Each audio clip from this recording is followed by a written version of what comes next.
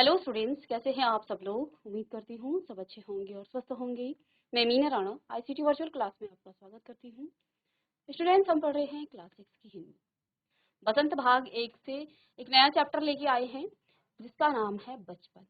कृष्णा शोभती द्वारा लिखित ये एक संस्मरण विधा में लिखी गई गद्य रचना है।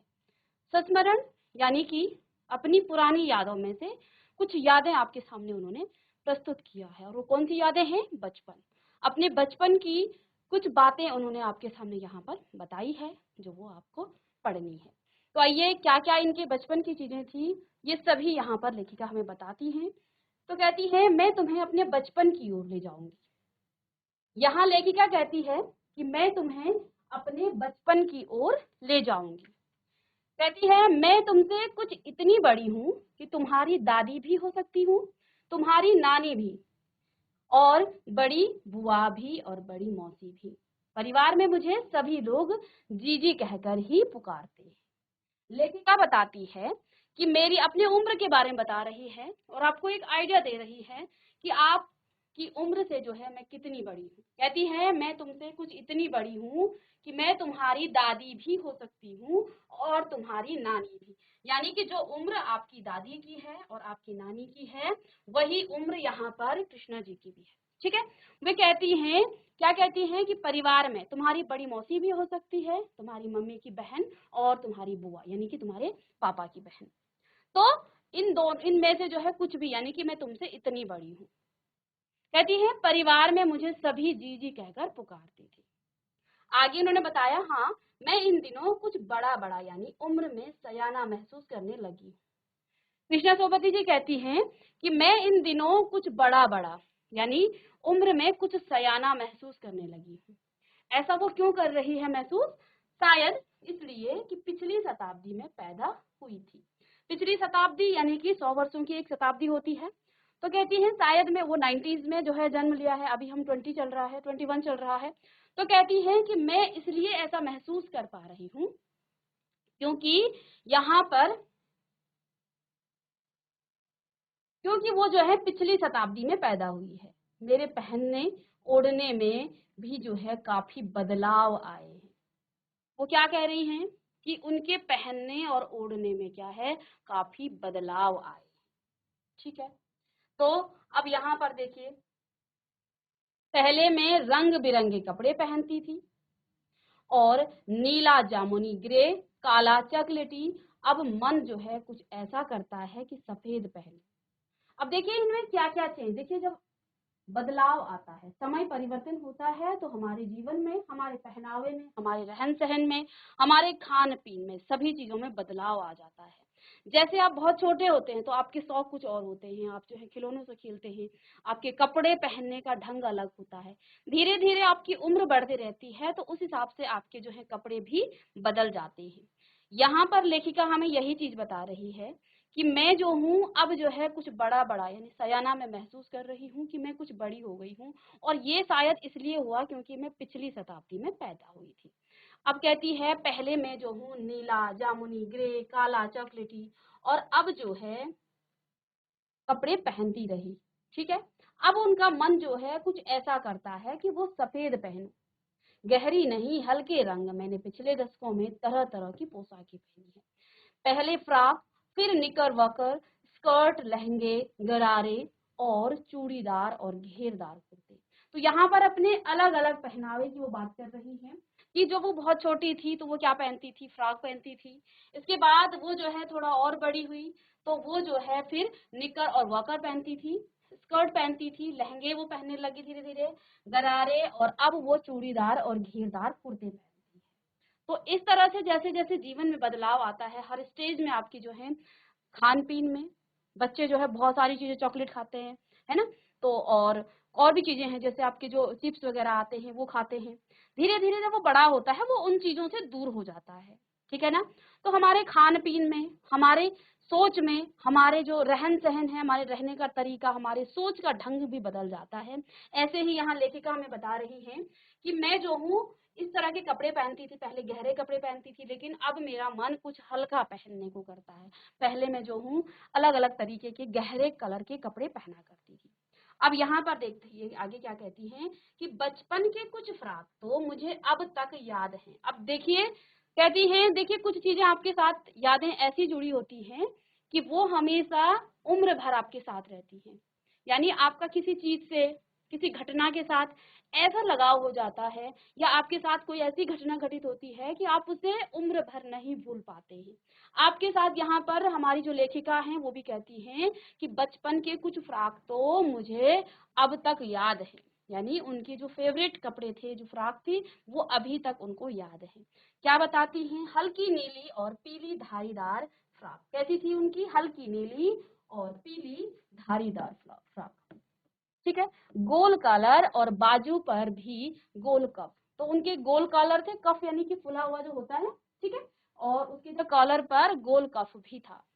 ठीक है। आगे कहते हैं गुलाबी रंग का बारीक चुन्नटों वाला घेरदार फ्रॉक।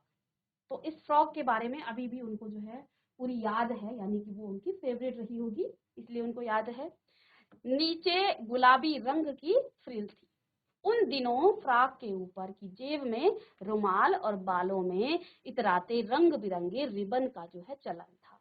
अब वो दिन, क्योंकि आज से जो है लगभग कई साल पहले की बात है, तो कहते हैं उस टाइम जो है फ्रॉक के ऊपर की जो जेब पर जो है रुमाल और बालों में इतराते रंग बिरंगे रिबन का चलन था। और ये रिबन का चलन आज से कई साल पहले स्कूलों में भी था, और अभी भी जो है, जो आपके गवर्नमेंट स्कूल है, आप अभी भी उनको रिबन को पहनते हैं, उनसे बैज बनाते हैं।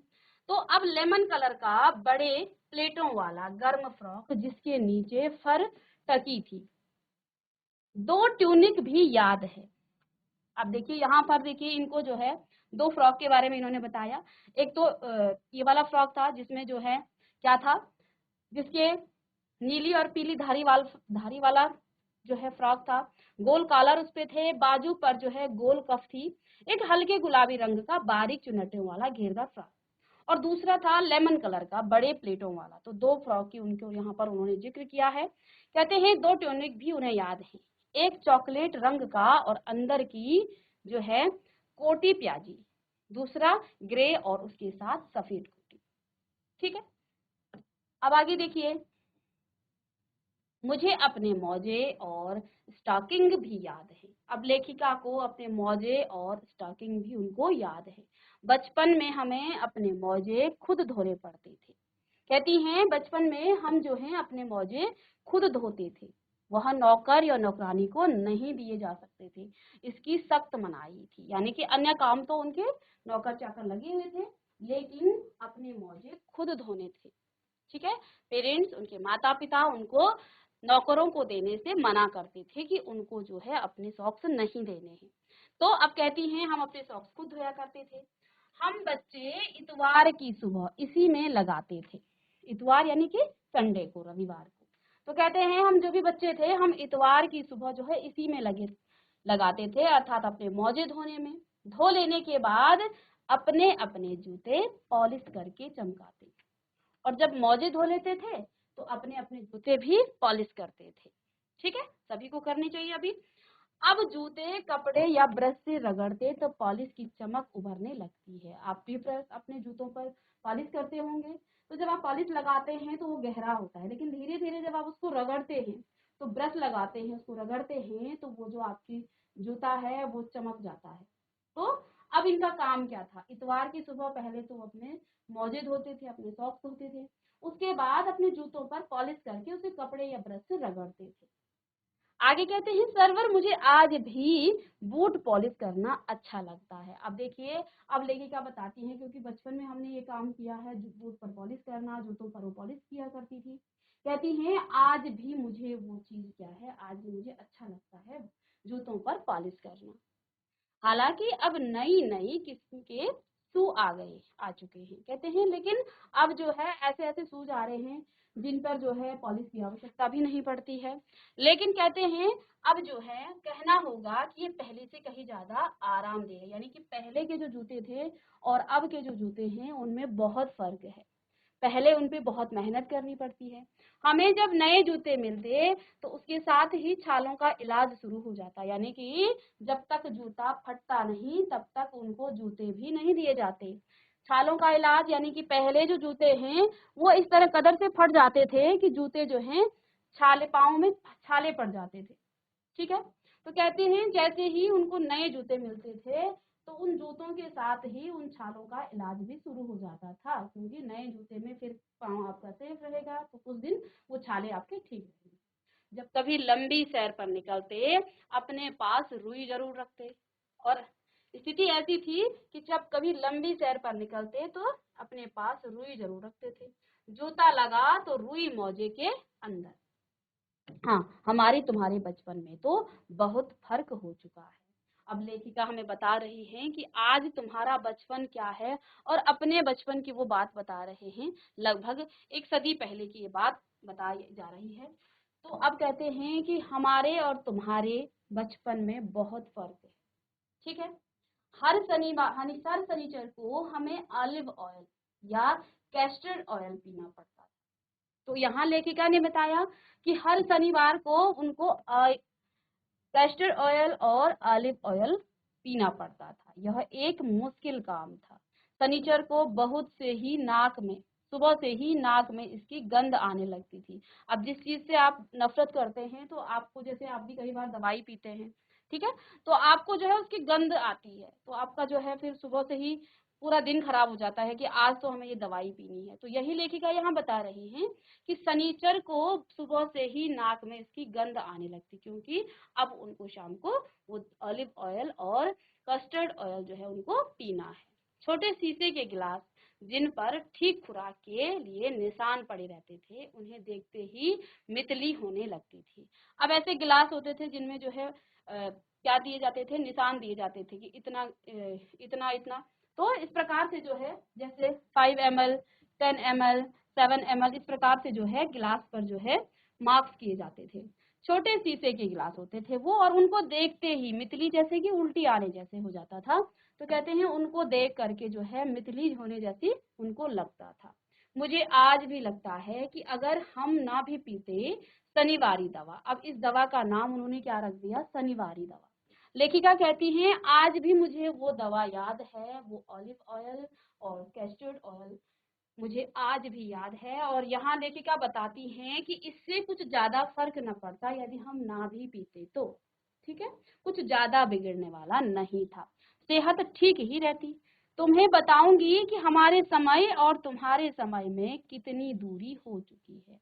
अब लेखिका यहाँ बता रही है कि हमारा जो बचपन था और तुम्हारा जो बचपन है उसमें कितनी दूरी, अर्थात क्या उसमें परिवर्तन हो गया है। पहले उन्होंने अपने पहनने का ढंग बताया कि मैं क्या क्या चीजें पहनती थी, और समय के साथ जैसे जैसे मेरी उम्र बढ़ी, मेरे जो पहनने का तरीका है, जो मेरे पहनावा है, उसमें बहुत परिवर्तन आ गया है। उन्होंने बताया कि वो रविवार को सुबह से ही जो अपने मोजे धोती थी, साथ में अपने जूते पर पॉलिश किया करते थे, ठीक है, और शनिवार को इनको ऑलिव ऑयल और कैस्टर ऑयल दिया जाता था, जिससे उनको जो है बहुत नफरत थी, वो नहीं पीती थी लेकिन उनको पीना पड़ता था। ठीक है, तब अब लेखिका हमें बता रही हैं कि हमारे समय और तुम्हारे, यानी आज के जो बच्चे हैं उनका जो बचपन है और उस समय लेखिका का जो बचपन है, उन दोनों में कितनी दूरी आ चुकी है, कितना अंतर है। यहाँ तक कि बचपन की जो दिलचस्पियां हैं वो भी बदल गई है, यानी कि पहले के जो बच्चे थे उनकी अलग तरह की जो है दिलचस्पियां थी, अलग अलग उनके शौक थे, और आज के बच्चों के शौक कुछ अलग ही है। ठीक है, याद रहे उन दिनों कुछ घरों में ग्रामोफोन थे, तो आज तो हर बच्चे के पास मोबाइल है। उस समय जो है इतना कुछ जो है हमारी जो टेक्नोलॉजी है, साइंस इतना डेवलप नहीं था, तो कुछ घरों में ग्रामोफोन होते थे। ठीक है, रेडियो और टेलीविजन नहीं थे, यहाँ तक कि रेडियो और टेलीविजन का भी उस समय जमाना नहीं था। हमारे बचपन की कुल्फी जो है आइसक्रीम हो गई। कहते हैं जब हम बचपन में कुल्फी खाते थे वो जो है अब आइसक्रीम में बदल गई है, यानी पहले कुल्फी खाया करते थे अब आइसक्रीम हो गई। कचौड़ी और समोसा, कचौड़ी जो है समोसा हो गई, पेटीज में बदल गया है। पहले वो क्या खाया करते थे, कुल्फी आइसक्रीम हो गई, कचौड़ी और समोसा वो खाया करते थे, लेकिन आजकल के जो बच्चे हैं वो पेटीज में बदल गया है। अब बच्चे पेटीज खाते हैं, सहतूत और फालसे और खसखस के शरबत, कोक और पेप्सी में। तो वो जो है नेचुरल चीजें खाया करते थे, सहतूत और जो फालसे हैं और खसखस के शरबत वो जो है कोक और पेप्सी में बदल गए हैं। तो खान पीन में काफी परिवर्तन हो गया है। लेकिन देखिए वो जो परिवर्तन है उससे कुछ नुकसान भी हुआ है।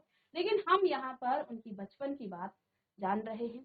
अब उन दिनों कोक नहीं, लेमनेड, विमटो मिलती थी। उस समय जो है कोक नहीं मिलती थी, लेकिन लेमनेड, विमटो मिलती थी।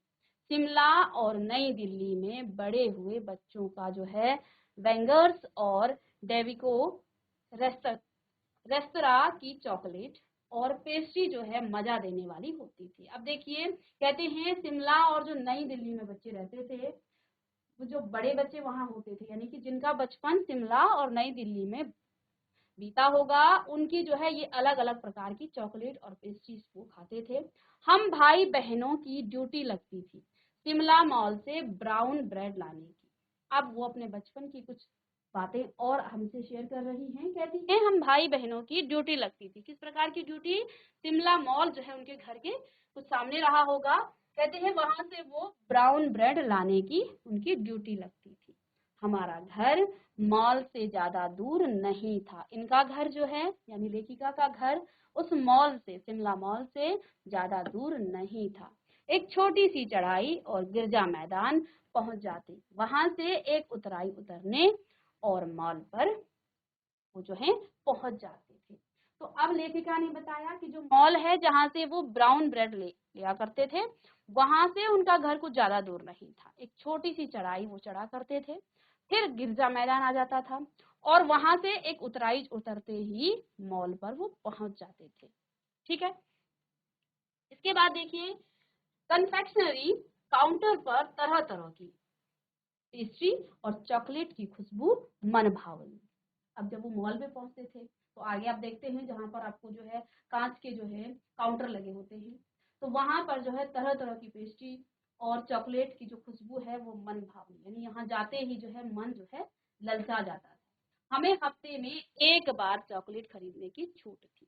तो अब लेखिका बताती है कि चॉकलेट तो वहां पर रहती थी, लेकिन चॉकलेट को देखकर उनको जो है चॉकलेट की याद आ गई कि हमें तो इसकी जो है मनाही थी, हर वक्त वो चॉकलेट नहीं खा सकते थे। आजकल के बच्चे हर दिन दिन में 2-2 3-3 बार वो चॉकलेट खा लेते हैं, लेकिन इनको जो है हफ्ते में एक बार जो है चॉकलेट खरीदने की छूट थी। अब कहती है लेखिका सबसे ज्यादा मेरे पास ही चॉकलेट टॉफी का स्टॉक रहता था।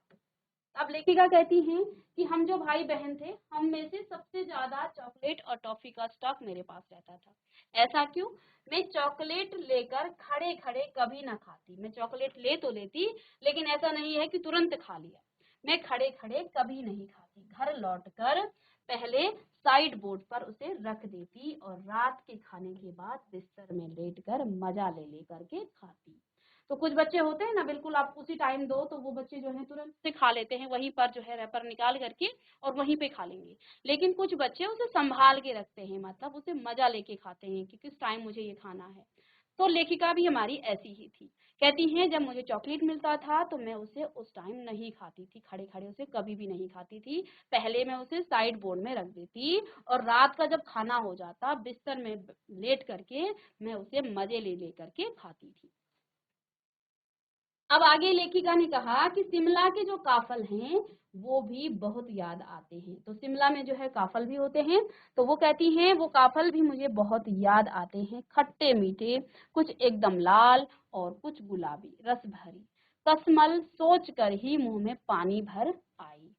ठीक है। चेस्टनट एक और गजब की चीज थी। तो यहाँ पर कुछ चीजें वो बता रही हैं, जैसे काफल हो गया, कहती हैं ये तो मुझे बहुत याद आते हैं। ठीक है। और गर्मियों में पकने वाला फल है ये। खट्टे मीठे, कैसे थे वो काफल? खट्टे मीठे थे, कुछ एकदम लाल होते हैं और कुछ गुलाबी होते हैं, कुछ रस भरी। कसमल सोच कर ही, अब दूसरा फल बता रहे हैं, कसमल जो है उनको सोच कर ही उनके मुख में जो है पानी भर आए। चेस्टनट एक और गजब की चीज थी। यहाँ उन्होंने एक दूसरी चीज की बात की, चेस्टनट। तो कहते हैं ये भी एक गजब की चीज थी। आग पर भुने जाते और फिर छिलके उतार कर मुंह में डाले। तो चेस्टनट की बात कर रहे हैं, इनको पहले आग में भुना जाता था और बाद में उनके छिलके निकाल कर, उनके छिलके उतार करके मुंह में उनको डाला जाता था। ठीक है। चने जोर गरम और अनारदाने का चूर्ण। हाँ, चने जोर गरम की पुड़िया जो तब थी वह अब भी नजर आती है। तो अब भी जो है ये कहीं कहीं नजर आती है। पुराने कागजों से बनाई हुई एक पुड़िया में जो है निरा हाथ का कमाल था। तो आपने भी देखा होगा वो नीचे बिल्कुल एक पुड़िया की तरह, एक कोन की तरह उसे बनाया जाता है। जैसे आप कोन वाली चॉकलेट खाते, आइसक्रीम खाते हैं, इसी तरह से वो पुराने कागज से बनाया जाता था और उसमें चने डाल करके उसे खाते थे पहले। तो इस तरह से कहते हैं वो हाथ का ही कमाल था, क्योंकि उसे जो है पुराने कागज से एकदम से हाथ से बनाया जाता था। ठीक है, नीचे से तिरछी लपेटते हुए ऊपर से इतनी चौड़ी कि चने आसानी से हथेली पर पहुंच जाते हैं। आप कई बार जो है पिक्चर हॉल में जाते हैं, वहां पर आप कौन खाते हैं, तो वहां पर भी आपको इस तरह का ही जो है बना हुआ मिलता है। लेकिन उस वक्त ये जो है पुरानी रद्दी जो कपड़े किताब होती हैं, जो कॉपियां जो आप यूज कर चुके हैं, उनको उनसे बनाई जाती थी। ठीक है, और वो तुरंत उसी समय जो है उसको नीचे से पतला लपेटा जाता था और ऊपर से इतना चौड़ा कर देते थे कि उसमें आसानी से आप उसे हाथ से निकाल सकते थे। ठीक है, एक वक्त था जब फिल्म का गाना चना जोर गरम बाबू मैं लाया मजेदार चना जोर गरम उन दिनों स्कूल के हर बच्चे को आता था। अब यहाँ एक गाने की वो बात कर रहे हैं कि एक ऐसा गाना था उस वक्त जब फिल्म का गाना क्या था, चना जोर गरम बाबू मैं लाया मजेदार चना जोर गरम। तो अब देखिए चने से जो है उनको याद आया, एक फिल्म का जो गाना है वो भी चने पर ही बना हुआ था, तो उस गाने का भी वो यहाँ पर जिक्र कर रही हैं कि उस समय इस प्रकार का एक गाना भी था। ठीक है, उन दिनों स्कूल के हर बच्चे को वो आता था। तो वो गाना इतना फेमस था कि उस समय लेखिका के बचपन में वो हर बच्चे को वो गाना आता था, वो भी स्कूल के बच्चों को। ठीक है, अब देखिए कुछ बच्चे पुड़िया पर तेज मसाला बुरका बुरकवाते और पूरा गिरजा मैदान घूमने तक यह पुड़िया चलती। तो कुछ बच्चे उसमें जो है मसाला डलवाते, ऊपर से डालते ना हाथ से ऐसे, तो वो जो है कुछ उसमें तेज मसाला डलवाते और पूरा जो गिरजा मैदान है उसको घूमते घूमते जो है ये पुड़िया चलती थी, यानी कि इतना उसमें आ जाता था। एक एक चना पापड़ी मुंह में डालने और कदम उठाने में एक खास ही लय रफ्तार थी, यानी कि चलने और खाने में वो जो है अलग ही मजा आता था। अब लेखिका आगे कहती हैं, छुटपन में हमने शिमला रिज पर बहुत मजे किए। अब कहती हैं वो शिमला रिज पर उन्होंने बहुत मजे किए, घोड़ों की सवारी की। शिमला के हर बच्चे को कभी न कभी यह मौका मिल ही जाता था। अब यहाँ पर उन्होंने ये बताया कि वो शिमला में रहा करती थी, क्योंकि वो शिमला की बात कर रही हैं। तो कहती हैं कि हमने शिमला रिज पर बहुत मजे किए, घोड़ों की उन्होंने सवारी की, और कहती हैं शिमला के हर बच्चे को कभी न कभी यह मौका मिल ही जाता था, यानी घोड़ों की सवारी करना। हमें जाने क्यों घोड़ों को कुछ कम तर करके समझते, हम जाने न जाने क्यों घोड़ों को कुछ जो है कम तर करके समझते हैं, यानी हम घोड़ों को कुछ कम ही समझते हैं, उन पर हंसते थे। और ननिहाल के घोड़े खूब हष्ट पुष्ट और खूबसूरत। ठीक है, उनकी बात फिर कभी। अब जो है उनको अपने ननिहाल के घोड़ों की भी याद आती है, यानी कि उनके ननिहाल में जो है घोड़े थे, वो कैसे थे, हष्ट पुष्ट थे और बड़े खूबसूरत थे। अब यहाँ इतनी बात कह करके लेखिका रुक जाती है, यानी अब वो इसके बारे में आगे बात नहीं करना चाहती है। कहती हैं उनकी बात फिर कभी करेंगे, अभी इस संस्मरण में उन्होंने उन घोड़ों की बात नहीं की। अब आगे देखिए, शाम को रंग बिरंगे गुब्बारे, सामने जाखू का पहाड़ और ऊंचा चर्च, चर्च की घंटियां बजती तो दूर दूर तक उनकी गूंज फैल जाती। लगता इनके संगीत से प्रभु यीशु स्वयं कुछ कह रहे हैं। तो अब जो है वहां का वो नजारा बता रही हैं, हमसे शेयर कर रही हैं कि शाम को रंग बिरंगे वहां गुब्बारे, सामने जो है जाखू का पहाड़, ऊंचा चर्च था, चर्च की घंटियां बजती तो दूर दूर तक उनकी गूंज फैल जाती उन घंटियों की। लगता था इनके संगीत से प्रभु यीशु स्वयं कुछ कह रहे हैं। सामने जो है आकाश पर सूर्यास्त हो रहा है, गुलाबी सुनहरी धारियां नीले आसमान पर फैल रही है, दूर दूर फैले पहाड़ों के मुखड़े गहराने लगे और देखते देखते बत्तियां टिमटिमाने लगी, अर्थात अब रात होने लगी। बत्तियां यानी कि जो लाइट है, रिज पर की जो रौनक है और माल की जो दुकानों की चमक के भी क्या कहने। अब जो है वहाँ बाजार है तो दुकानों की चमक है, आप देखते होंगे शाम के समय जब रात होती है सभी दुकानों की लाइटें खुलती हैं तो वो चमक धमक जो है अलग ही उसका तो कहती हैं क्या कहना। ठीक है। और स्कैंडल पॉइंट की भीड़ से उभरता कोलाहल, और जब शाम हो जाती तो फिर जो है वहां पर काफी अच्छी खासी भीड़ हो जाती थी। तो यहाँ पर इस चैप्टर में हम कृष्णा सोबती जी का ये बचपन हम पढ़ रहे हैं। उन्होंने हमें बचपन के बारे में, अपने बचपन की कुछ यादें हमें बताई हैं और इस चैप्टर में हम उनकी बचपन की बातें जानेंगे कि क्या कुछ उनके बचपन में होता था। और उन्होंने यहाँ अपने बचपन के जो शौक थे, उनका जो पहनावा था, उनकी जो दिनचर्या थी, इन सब के बारे में बता रही हैं। आगे उन्होंने यहाँ पर बताया कि वो जो है कहाँ शिमला में रहा करती थी, क्या क्या वो खाती थी, क्या अब जो है बदलाव उस समय और अभी में हुआ है, इसके बारे में उन्होंने इस चैप्टर में बताया है। अब आगे की क्लास में हम इसको नेक्स्ट जो ये आपका इसका संस्मरण का जो आगे का जो पार्ट है उसको हम नेक्स्ट लेक्चर में डिस्कस करेंगे। तो मिलते हैं नेक्स्ट लेक्चर में, तब तक के लिए थैंक यू।